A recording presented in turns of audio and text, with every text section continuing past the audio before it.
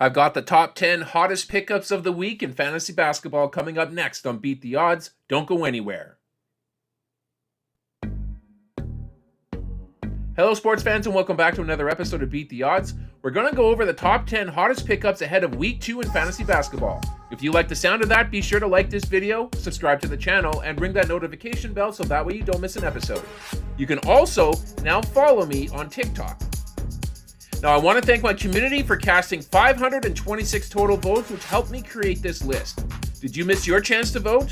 Make sure to keep an eye out for more polls coming out later this week. Do you have a burning fantasy basketball question? Ask me on Q. Go to askmeonq.com/beattheodds-NBA, submit your question, and for a small fee, I will personalize a response and send it to your email. It's super easy to do, and it's a great way to get fantasy basketball advice while also supporting this channel. Now let's get right into the list. Here at number 10, we have Jordan Clarkson. 2 games into the season, 2 losses for the Jazz. Now the second loss was a 41-point slaughter to the Golden State Warriors, where nobody could really get it going. So I'm going to read more into the close opening day loss and how Clarkson had a very fantasy-friendly line. If he can get you 15, 5, and 5 on a nightly basis, you should be thrilled. To number 9 we go. We have Wendell Carter Jr. Carter Jr. has struggled with his shot out of the gates, but he has been averaging close to 30 minutes a night, and he has picked up double-digit rebounds in each of the 3 games for the Magic. Now, I was initially concerned that Mo Wagner and Goga Bitadze would eat into WCJ's minutes, but as long as he can fend them off, he will be worth rostering.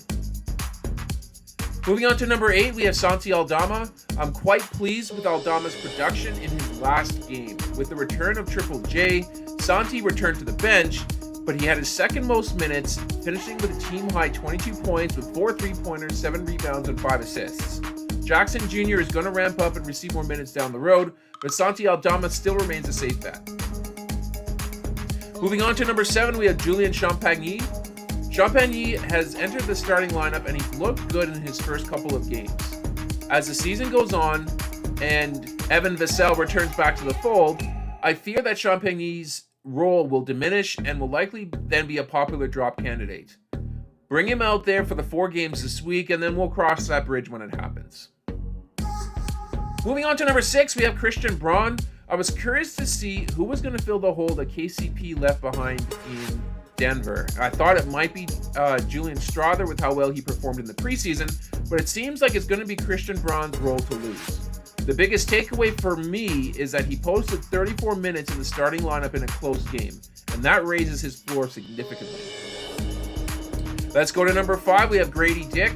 Dick certainly opened some eyes in yesterday's 11-point loss to Minnesota. He was scoring from all 3 levels and ended up with a career-high 25 points on 16 shots. Where he is penciled in as the starting shooting guard in Toronto, he's going to be dropping in the pecking order once RJ Barrett and Emmanuel quickly return from injury. But you can run him out there pretty safely for the 4 games he's got this week. Let's go to number 4. We have Rui Hachimura. Minutes is king in fantasy, and Rui has averaged 37 of them in the 3 games for the Lakers this week. He's making a pitch to be the 3rd option in LA. Rui won't get you a whole lot of stocks, but he's a solid rebounder and an effective scorer with decent percentages. Even though the Lakers only have 3 games this week, Rui is still worth a look.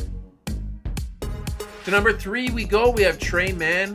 With the injuries to Brandon Miller and Josh Green, Trey Mann has been the primary beneficiary of that. He was a 6th man coming off the bench in Charlotte's last game against the Heat, posting nearly 32 minutes. Mann has made a great target to pick up for Friday and Saturday's back-to-back games, as he's got those against the Celtics this week. Moving on to number 2, we have Yves Missi. 5 blocks in 2 games for the Pelicans rookie center. That's a pretty good start. Missi is going to continue coming off the bench for the time being, but he can still be a fantasy useful player if he can keep his minutes in the 20s. The Pelicans play 3 times between Tuesday and Friday, making Missi a great streamer for those games. And finally, at number 1, we've got Dyson Daniels.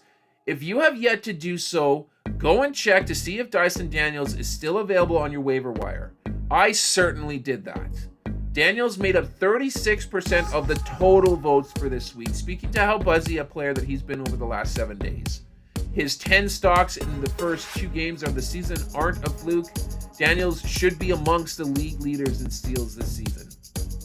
And that's going to do it here for this episode. I hope you guys enjoyed it. If you did, please leave a like on the video and, of course, subscribe to the channel for more content like this. I'm going to sign off for now, but I will catch you guys on the next episode.